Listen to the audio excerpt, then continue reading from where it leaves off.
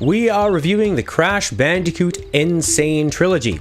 That's right, back in the 90s, mental illness could be a fun, quirky little characteristic that made a character like Crash more likable. Look at him go. As I'm demonstrating here, the remaster that Vicarious Visions did from Naughty Dog's 90s trilogy of Crash Bandicoot games is flawlessly accurate to the original's physics. To a fault, I would say. I would have been very interested to see what Naughty Dog might have done if they wanted to go back and try to improve the original or remake Crash into a Crash 4. Let's pretend the other ones didn't exist after Crash Team Racing, or if Vicarious Visions was allowed to improve the game. But they didn't. They took the original, they made it one for one perfect. The physics feel the same, the jumping is the same, everything is the same except the visuals are beautifully polished. So do we review this as a remaster, or do we review it as just a fun game? As a remaster, I've already said Vicarious Visions did a great job. If you were looking for Crash Bandicoot to be untouched, except visually much better, widescreen, HD, basically look like how your childhood memory would see it, Vicarious Visions did a beautiful job. If you're looking for a lot of extras, they unfortunately aren't present here. If we've seen the standard that the Mega Man Legacy Collection did, which is a fantastic collection, albeit looking like the older games, which still looked fine, they don't have that. So they trade off some of those extras for visual perfection. It looks fantastic compared to other games in 2017. Looked really good. If you have no attachment to Crash, like I did, I've actually only played the first level of Crash Bandicoot back in the 90s on a demo disc out of my PlayStation, but I really enjoyed this. There are some levels that are going to be extremely frustrating, that are going to feel very, very cheap, where you're going to lose all of your lives and have to continue over and over and over again. But those hurdles, I'd say, happen about 20% of the time. Other than that, it is a fairly fun experience for all three games. The second game, I would say, is probably the best of the bunch. 2 and 3 are better than 1, but 1 still has a lot of charm and a lot of good moments.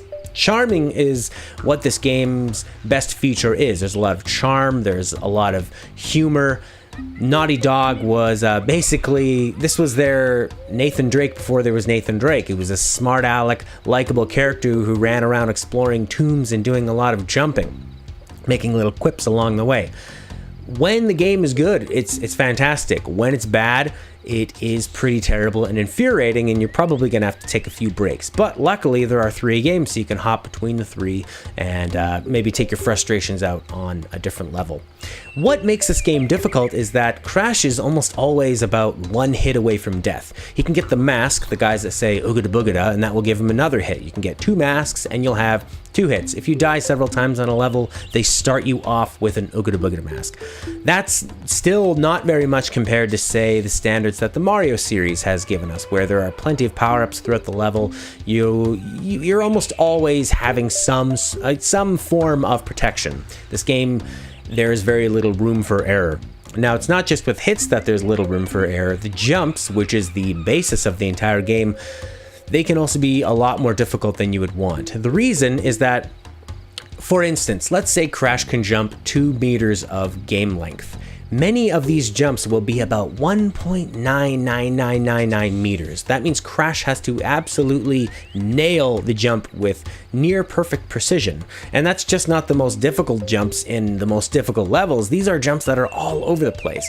Couple that with the speed that he's running at, maybe the lack of view distance before you see it. Also, the camera angle doesn't really help in terms of depth perception, and Crash doesn't have a very well-defined shadow underneath him or some kind of visual marker letting you know where he's going to land. Also, the flip that he does makes it a little harder to judge exactly where he's going to land to, as his feet are over his head, and you just lack a lot of visual feedback when it comes to telling where is Crash going to end up. Whether using the D-pad or the joystick, I would prefer in the more difficult levels to use the D-pad, because I think that first off, the game was designed for the D-pad in mind, and you're going to want it for those tight little minute adjustments where you can just tap, tap, tap left and right to more accurately land where you want to land. Who is this game for?